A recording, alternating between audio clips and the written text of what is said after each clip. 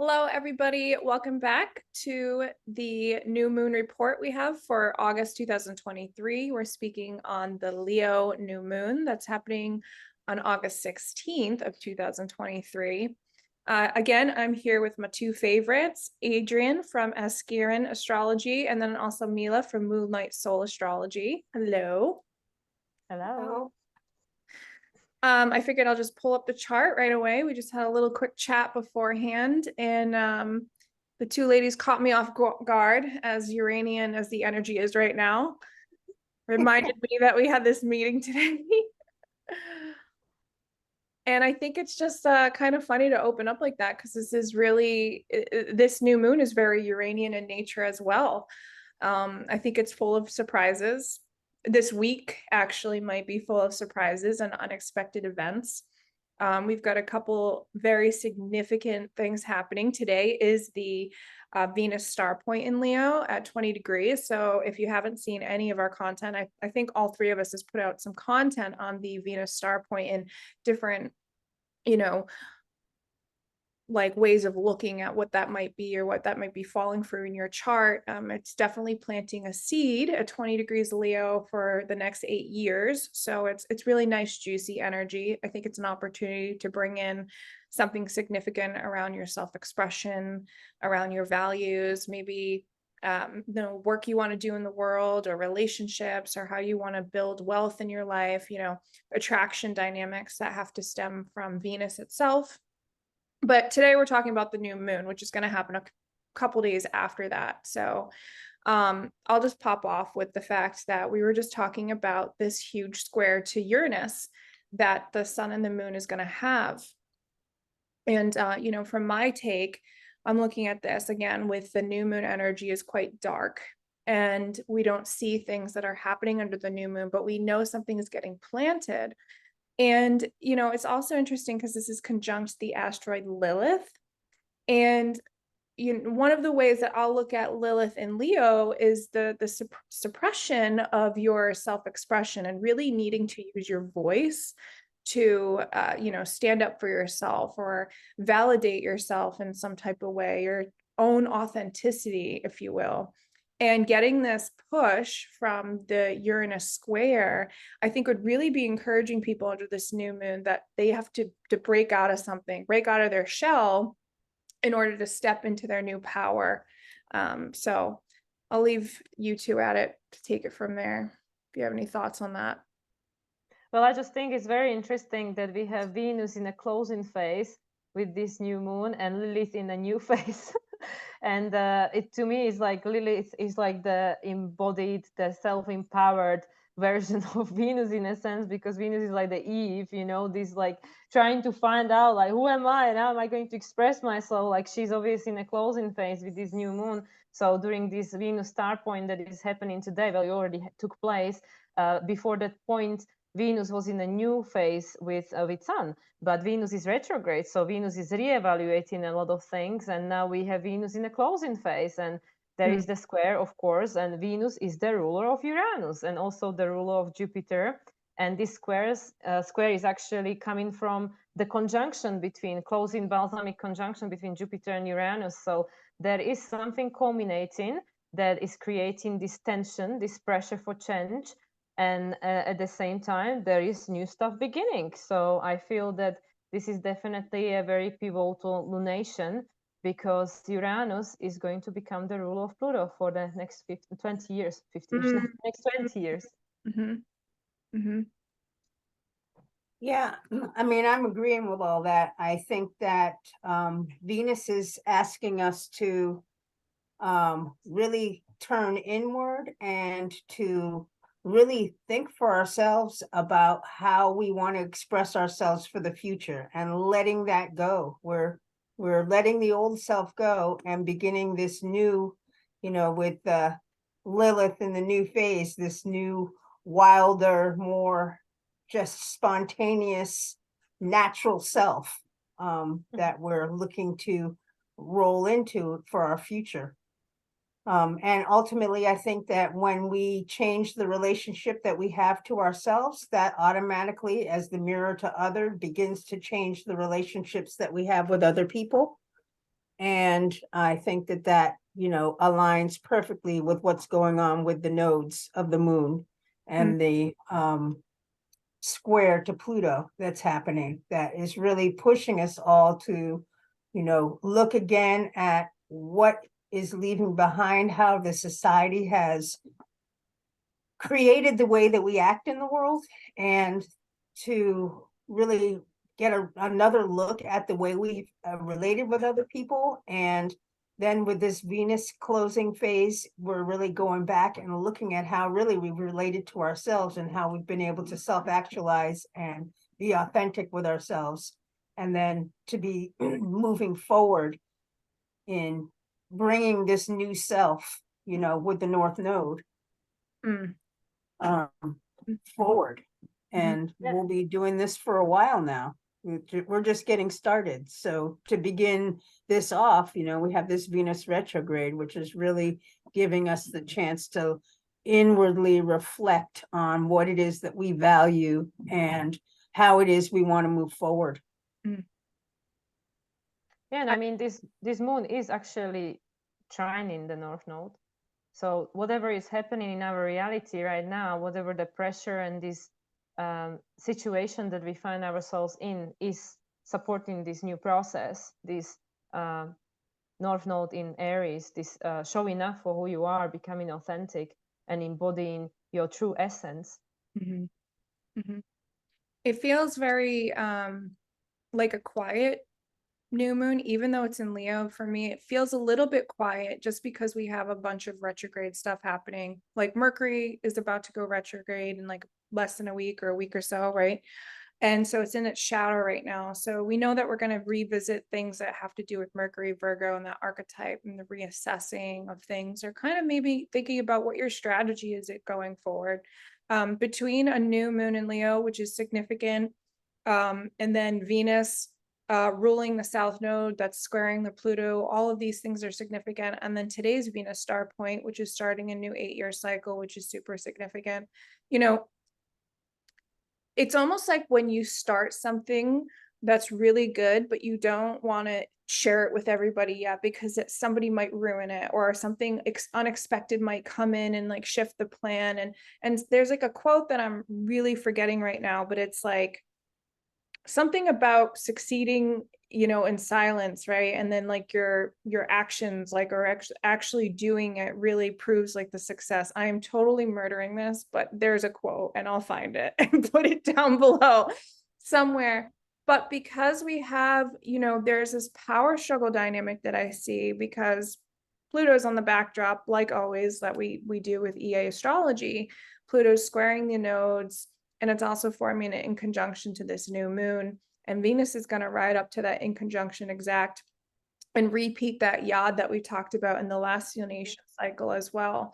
So it's almost like I feel like with this Uranus square and this tension, you know, I could say that you might have some unexpected events come in that you didn't see were happening. Like they're coming out of nowhere. Like you had this like nemesis or something that's just like kind of not cheering you on. And then all of a sudden they create a little bit of a struggle for you. And like, you're like, what am I doing? I'm just trying to like live my Leonic life. But you've got some disagreement somewhere, right? Because that South Node in Libra is going to bring that stuff up to some degree. We are having to work through relationships that don't really align with our authenticity anymore. And it's okay. It's okay if that's happening.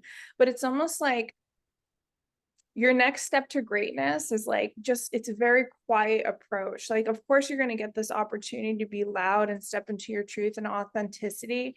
But I would say that there's something else that is speaking to me within this chart that feels like you don't have all the information yet. You know, so it's like it's an inward thing. It's a focus on the inward self and like create your own plan first, right, before you can go trailblazing forward. And I think that's very well described by, you know, obviously Mercury is in his shadow, is going to go retrograde on the 23rd, and it's going to happen right after Sun moves into the sign of Virgo. So Mercury will be the ruler of Sun, and Mercury is still the ruler of Mars at that time, because Mars will not move into Libra until 27th. And the interesting thing is, just as you pointed out, that we don't have all the information yet, is because Mercury is the ruler of the North Node. Mercury is going to go retrograde, even though Mars will move into Libra, where he will be ruled by the ruler of the South Node, Venus. But actually, right now, we have this formation. It's not exact yet, but Mars, in conjunction with Mercury in closing phase to Mars, they are opposing Neptune. And Neptune actually is making in conjunction to South Node. So we don't know exactly what everything is there that dissolved and lost the meaning and stuff, because we are still trying to figure it out, because we're trying to discern and with Virgo function identify all these different patterns and make a sense of it and organize them and all that. And for us to have more clarity, we need to, in a sense, wait until Mercury will come back from his retrograde, which will be mid-September, September 15th, but then of course it still will be in its shadow. So I feel that actually until the full moon in Aries, which will take place on September 29th, we are a little bit in like, what's going on here? And especially because very soon we'll be moving the Virgo season, which is again this yin energy that, okay, like we need to process some stuff, and the ruler will be retrograde. We can't hear you, Adrienne. I knew she was gonna talk, yeah. Sorry, I totally agree with that. I feel like also the Neptune retrograde in Pisces is in conjunct to this new moon, and so we're not really seeing. I think this is adding to that quietness. We don't really see what our connection to the spiritual self is. We're kind of gathering all kinds of information, but we are learning to connect inwardly to the source for ourselves, because as this outer world begins to be so where there's just no meaning, we have no direction, we don't know really what we want to do, this inward, and I feel like the retrograde Venus is helping this out as well. But it's this energy where we really are trying to connect to our own sense of source to give us direction for the future, that we can't be directed outside of ourselves anymore, that at this particular time we're learning we're going to need to self-adjust a little bit to be able to find that inner connection and to proceed forward. So I'm agreeing with both of you that it feels quiet. I mean, my life is working, but it is quiet, as I am not really sure of the direction with which to move. And while I'm not sure of the direction, no movement is good. Right. Yeah, that's the best way to be. And I feel like, well, there's so many closing balsamic phases. Like we can see Jupiter is closing to Uranus. So this is huge because this is our belief system and it's connected to our sense of self, our self-esteem.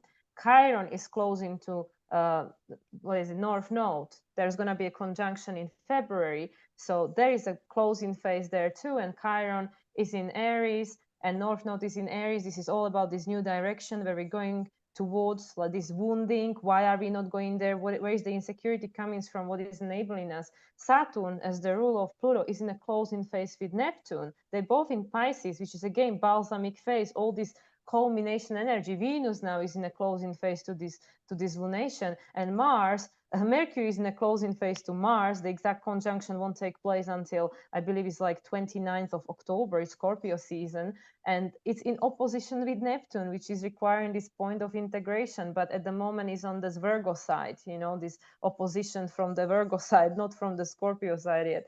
So it's like there is so many closing phases and so many unknowns, so many unseens. And we just had the conversation before we started recording, when even I was sharing, like, I have no idea what I'm going to do next year, where am I going to go?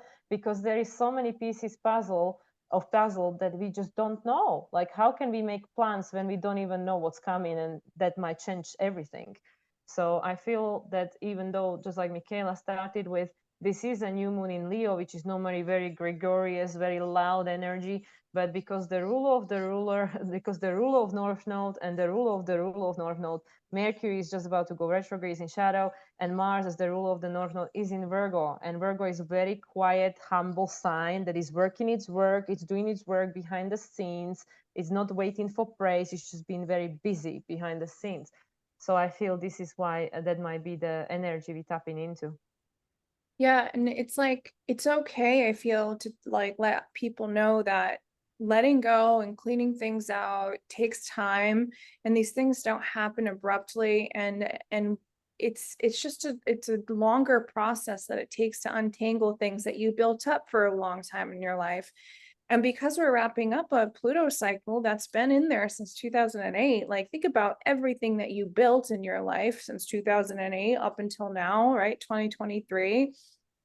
Oof, if you're going to be closing out chapters in that Capricornian nature, that Plutonian nature, of course, that's going to take longer time for us to work through.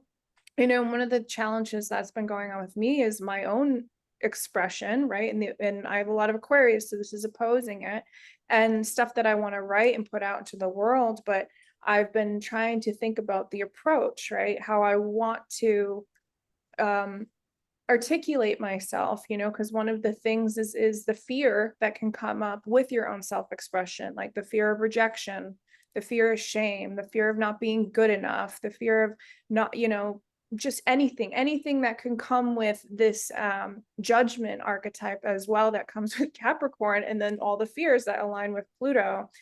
And so it's almost like Uranus and Jupiter in that closing phase is asking you to like close out those judgments of yourself, like the beliefs that you have around that, like you guys pointed out, which I think was awesome.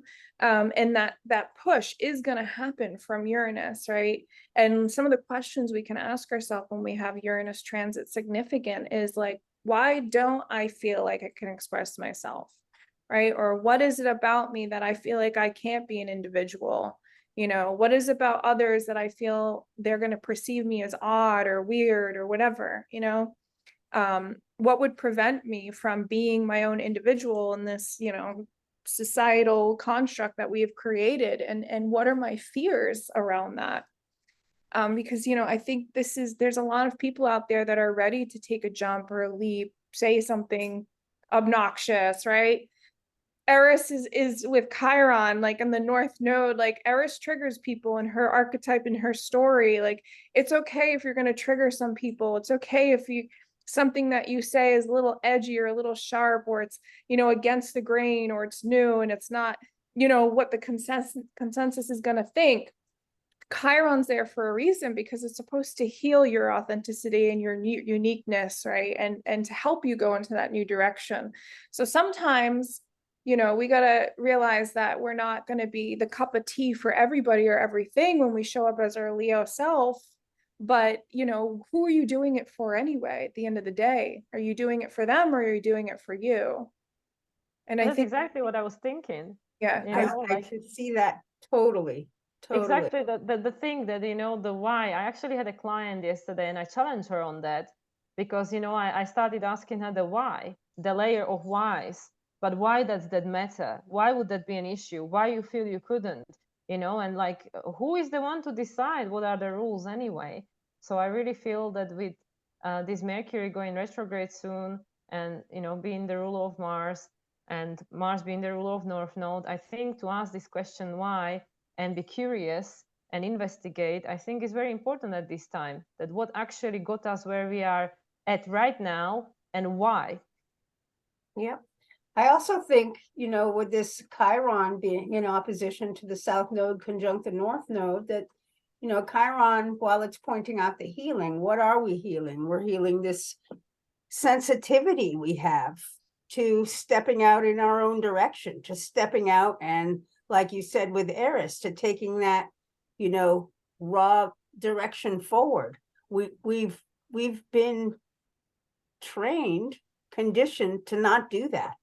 And so there's a sensitivity when we do it, like, you know, are we going to embarrass ourselves, or are we going to make some kind of a wrong action where we have typically followed what other people do because that's safe. And But the North Node is saying, no, no, it's time to step out. But stepping out into our own direction is going to be uncomfortable. It's Mm. going to rub that wound a little bit.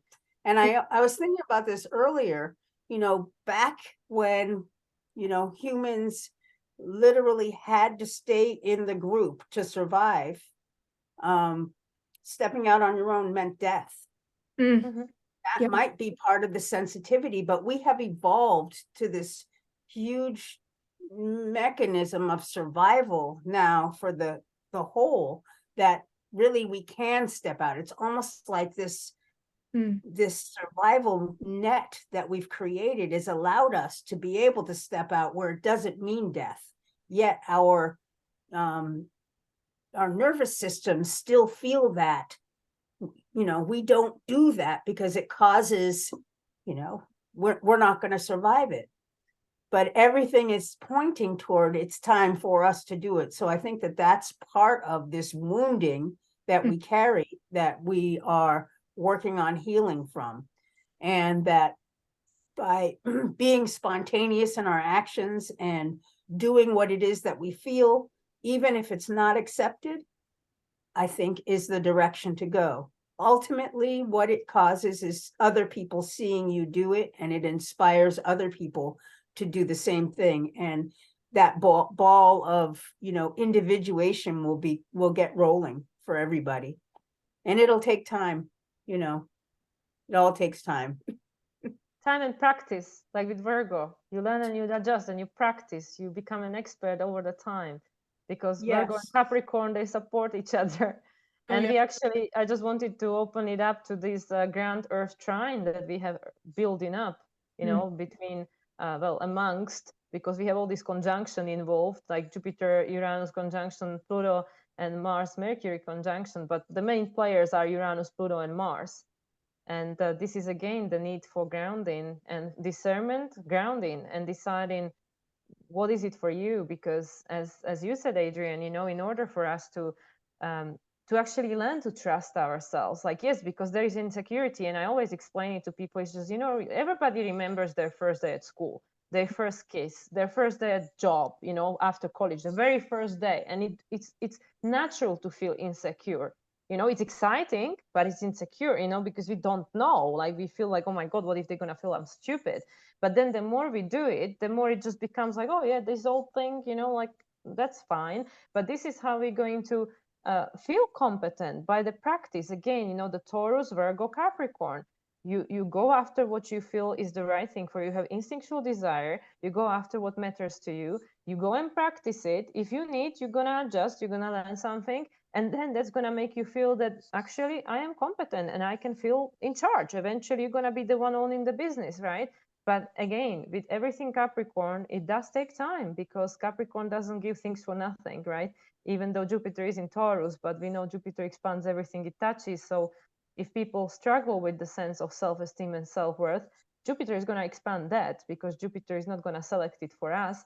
So that's why it's all about the responsibility, which we were tapping into in the past few videos. But I feel that this grand Earth trine is very important, because it's trying to bring us back to the center of who we are. I love those two. I love those two nibbits of like truth and just wisdom right there. It was amazing. And the backdrop, all I was like listening to the both of you explain all of this is like, we've, again, to go back to the Lilith, right? This is actually, it sounds like a Lilith theme or a Lilith story. And for those who don't know the myth of Lilith, well, the Garden of Eden did not start actually with Adam and Eve. It started with Adam and Lilith, who are both created from the same soil. And Lilith did not want to be this subservient, co-partner to Adam. She wanted to be on top and be authentic in her sexual expression as well. And Adam wasn't having it. He was like, no, you got to listen to me. And she was like, hell no, I'm out of here, basically. So, she gets exiled out of the Garden of Eden. And so we can feel this sense, and I want to pick up what Adrienne was talking about too, like this deeply rooted trauma within us with the Urian archetype in Taurus, in a very earthly somatic body sign itself. it's almost like where all of our roots go way, way back to this archetype from the very beginning of time. And so there could be this fear of like you showing up, you expressing yourself, and you might get exiled. Well, on the flip side, you know, she actually, okay, so she gets exiled, but she goes out into the Mediterranean Sea and sets herself up with a bunch of lovers and a bunch of animals, in my opinion, which is amazing, and has her own, like, all these children. And therefore, I think my dog is making noises in the background. She has all these children after she leaves. She has complete freedom over her life, over her sexuality, over her expression, and so forth. And so I really do believe that this is much deeper, like this is much Oh yeah. deeper rooted within us than some of us are actually looking at. Yeah, because Yeah. with the Saturn in Pisces, this is closing the cycles on the structure of society for the entire Pisces age and maybe beyond. So we are not just talking about something that is just the story of the past 6 months or story that's going to affect the next 6 months, because these archetypes, all of them, they are alive within us.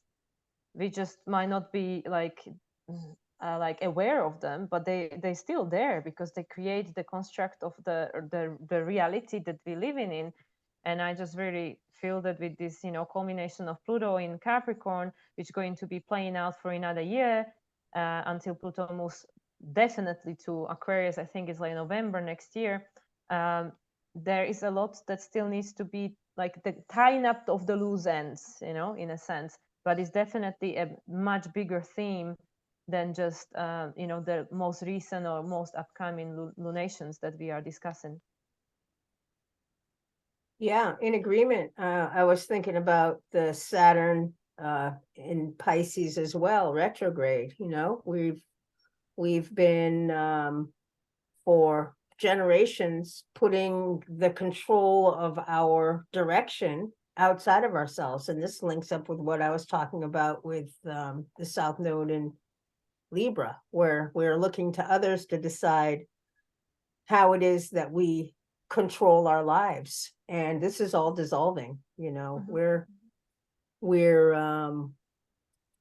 learning how now to take the control from outside of ourselves and to place it inside of ourselves, to become our own boss. You know, how do we want to create the reality for ourselves? Because the universe is, the veils are thin, the universe is opening up to allow these shifts to take place.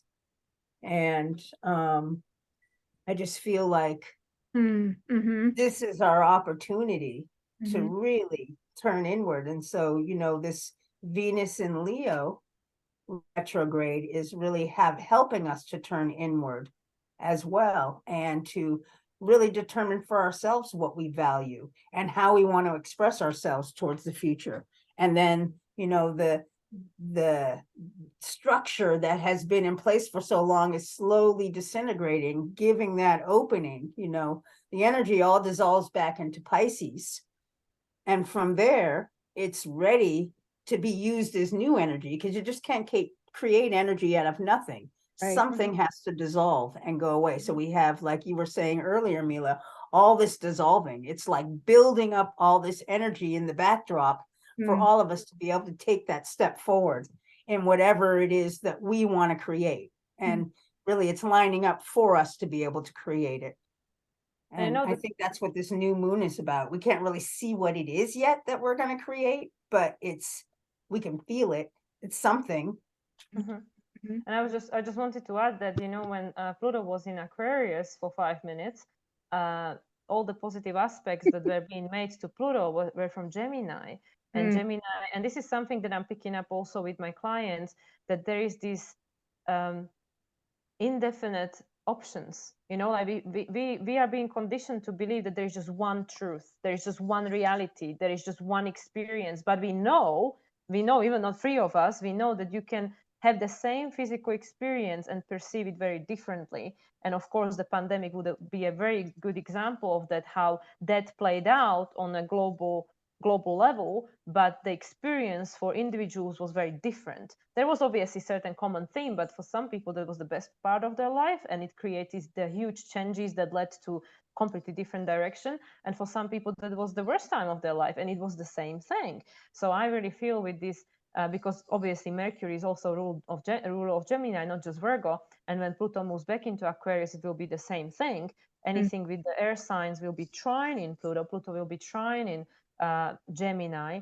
And I really feel this Gemini plays very important role, especially, you know, as Mercury is now it's in rulership and is going to go retrograde and is the rule of the North Node. And that will always be the truth, even when Mars will move to different sign. Always at the time when the North Node moved into Aries, and therefore Mars was the ruler and is the ruler, Mars was in Virgo, and this will influence the entire cycle of the North Node in Aries. Mars will always remain the ruler of North Node, originally from the sign of Virgo. That's where it all started.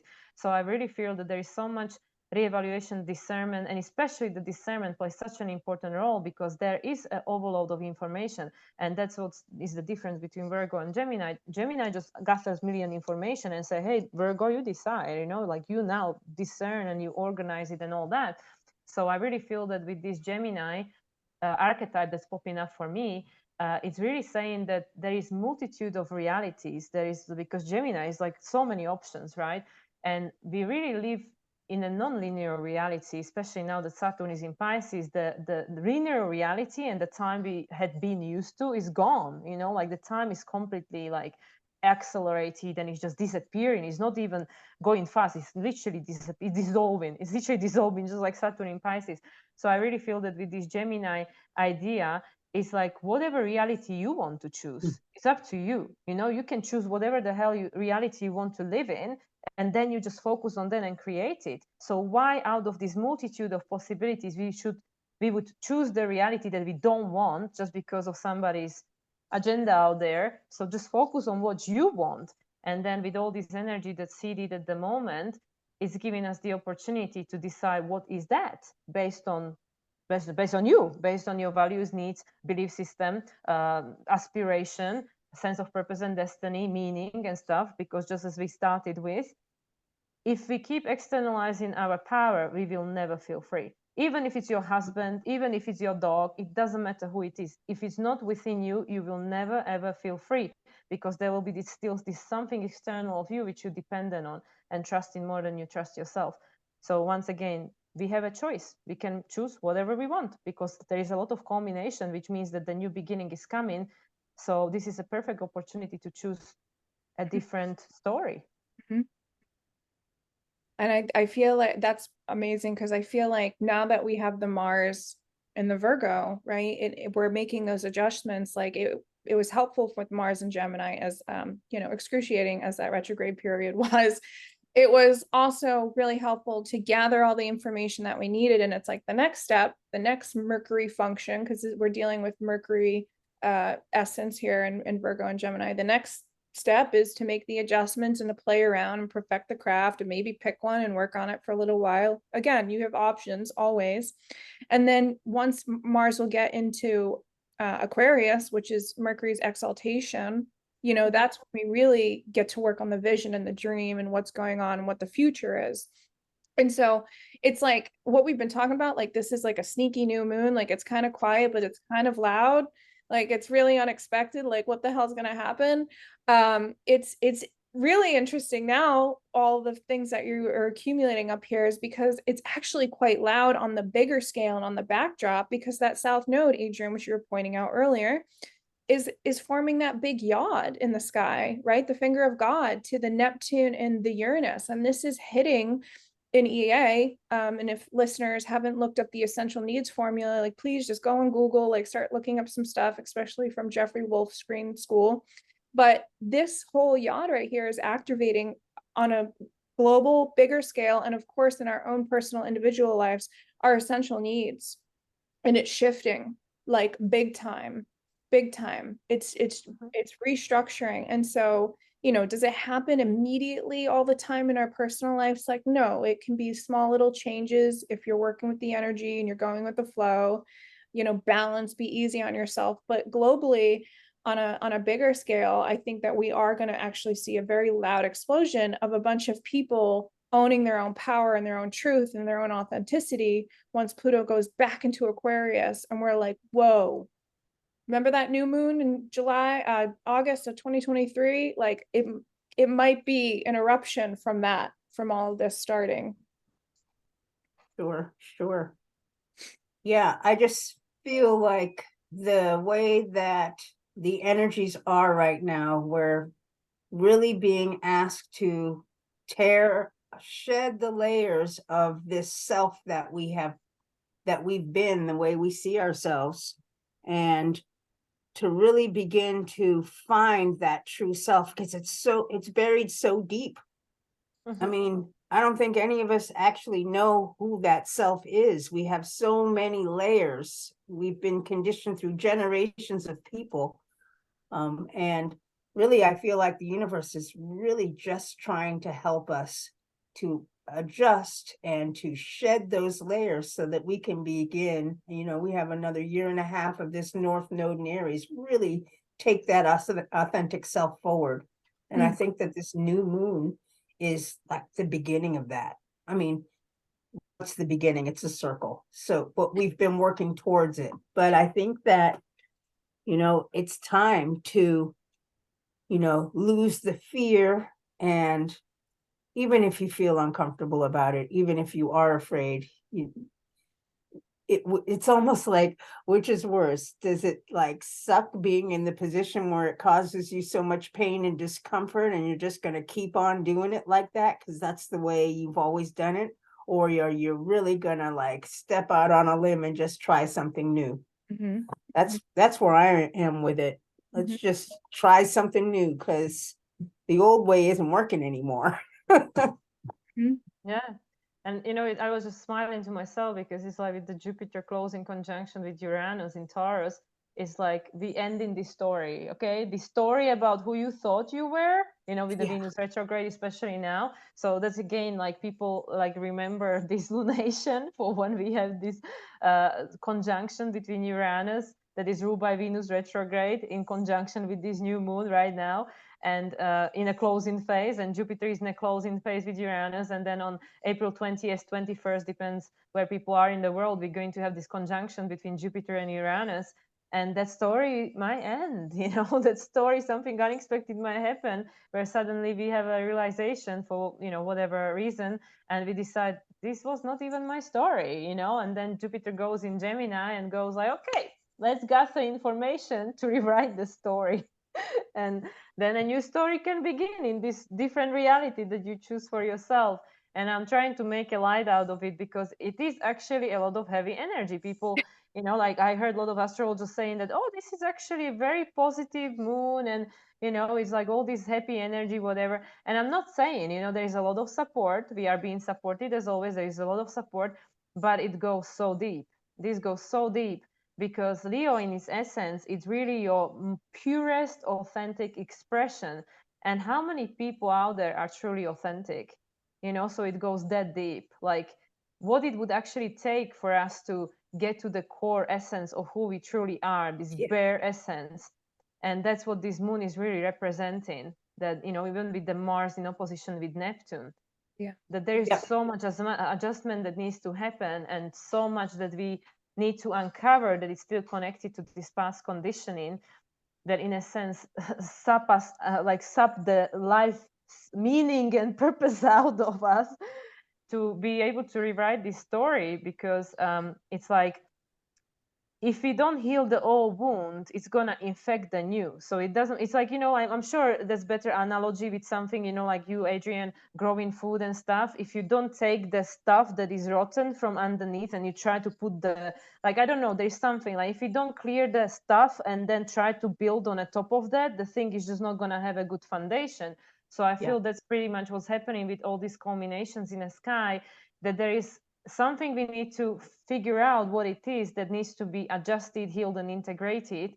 And then we can start putting these roots for the new, which is, as I mentioned in my previous videos, that's why this year since the double new moon in Aries, the second one of which was the first solar eclipse in this Aries and Libra axis that happened in April, everything is reversed. Normally Yep. in every month we'll have the new moon first and then the full moon, but ever since we having the full moon first and the new moon second. So we had the Aquarius full moon first, and now we having the new moon in Leo, whereas normally it would be the other way around. We would start the month with the new moon in Leo and then would be the full moon in Aquarius. And what is this telling me is that the universe is actually saying, no, you need to finish the old first to start the new. And that's been the theme ever since the double new moon in Aries. That's Go the and figure. Wow, that's that's the cool. that's totally the node in Libra, like the reversal, you know. Well, flip side, look at it the other way now. Exactly.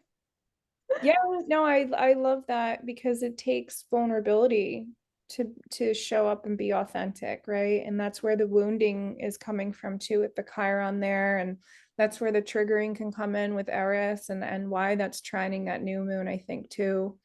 And being the way forward is understanding that it's okay. Like, ask yourself, where are your fears around vulnerability, and what are you afraid of if you're going to be who you are, and it's okay to have an identity shift if you are, you know, and do you have, you know, fears about what are the expectations of other people if you do, you know, like if all of a sudden you've been a vegan for 20 years and then you decide you don't want to be vegan anymore, and it's like, well, what are all my vegan friends going to think? And it's like, it's okay, Yep. you know. Yep. Well, if they love you, they should love you for who you are, not for what you make and what your choices are with your food, right? Because it's your personal preference, your Right. free will choice. Right. It's interesting. It makes me think, you know, you create this self-image, and then it's almost like you want to hold up the boundary of that image that you create. But then when everything changes, you're afraid to let go of that self-image because what would everybody think? Oh my gosh. Right. Mm-hmm. Right. But that's why there is that's why we have mutable signs. And that's why the ruler of the north node Mars at the time of the shift was in a mutable sign, because it's saying, guys, don't get attached too much to one thing, because we're moving away from that, you know, like yes, once Pluto moves into the fixed sign, there will be the build up, but at the moment, yeah, especially this year, oh my god, especially this year, we are in the transition, we are in the gray zone, in the in between. So it's like, you know, we are still one foot in the past and we don't know what the future is holding. It's like in between the two realities, or multiple realities, really. So Yeah. that's what the mutable signs are for. They say, don't worry, just go with the flow, just Go listen with to the your flow is intuition. exactly it.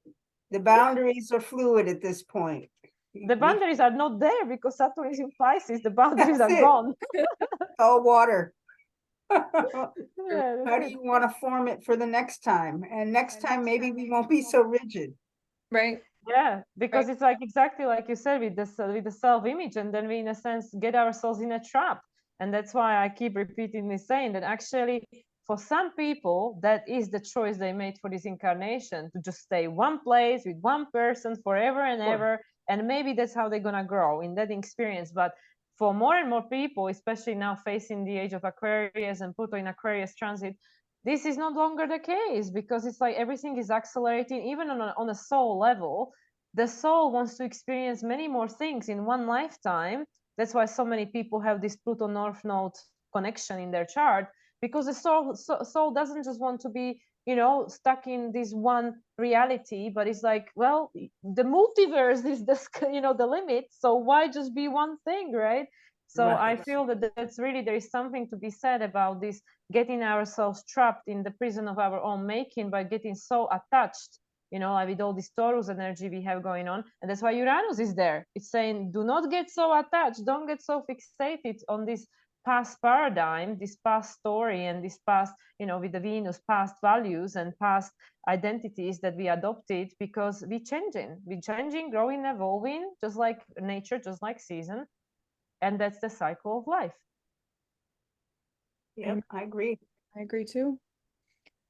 Well, I thought this was an awesome conversation. I don't have really anything to wrap up. Do any No, do?